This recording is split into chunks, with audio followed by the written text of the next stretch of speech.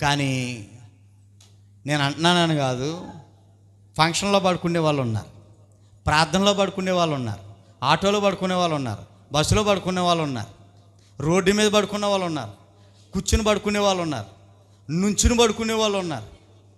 గొప్ప చిత్రం ఇది.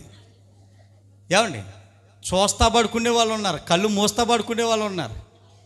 నిద్రలో ఇన్ని రకాలు ఉన్నాయంటే ఎన్నో రకాలు ఉన్నాయి. కొన్ని చెప్తున్నాను మీకు. కొంతమంది తింటా పడుకునే వాళ్ళు ఉంటారండి. తింటాను నూనె ఆడుతూ ఉంటుంటుంది, కానీ అలా స్లీప్లో పోద్ది. తింటా పడుకునే వాళ్ళు కూడా ఉన్నారండి బాబు. బస్సులో, ఆటోలో నిద్ర వస్తుందండి. ఆటోలో నిద్ర కుతుకులు ఉంటుంది. ఆ రోడ్డు బాగోదు, అయినా ఆ కుతుకులు ఆటోలోనే ఎంత అయ్యా నిద్ర వస్తారు కొంతమంది. అందుకని నిద్రపోతూ అన్నాడు.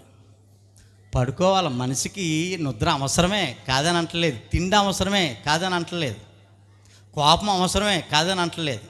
కానీ ప్రతిదానికి ఓ లిమిటేషన్ ఉంది.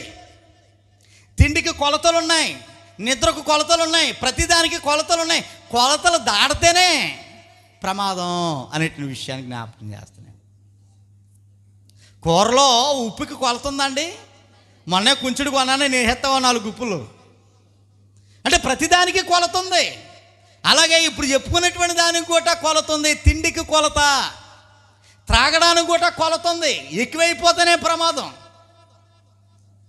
మొత్తానికి ఈ పోతులు అనేటువంటిది క్రైస్తవ సమాజంలో దేవుని పిల్లలకి తగదని చెప్తున్నాడు ఆయన. ఈ ప్రమాదం.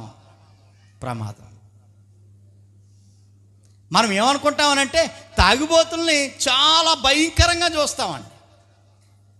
వాళ్ళని అలా చూడడానికి లేదండి. తిండిబోతులు కూడా ఆ లిస్టులోనే ఉన్నారు, తిట్టుబోతులు కూడా ఆ లిస్టులోనే ఉన్నారు, నిద్రపోతులు కూడా ఆ లిస్టులోనే ఉన్నారు, వరదబోతులు కూడా ఆ లిస్టులోనే ఉన్నారు.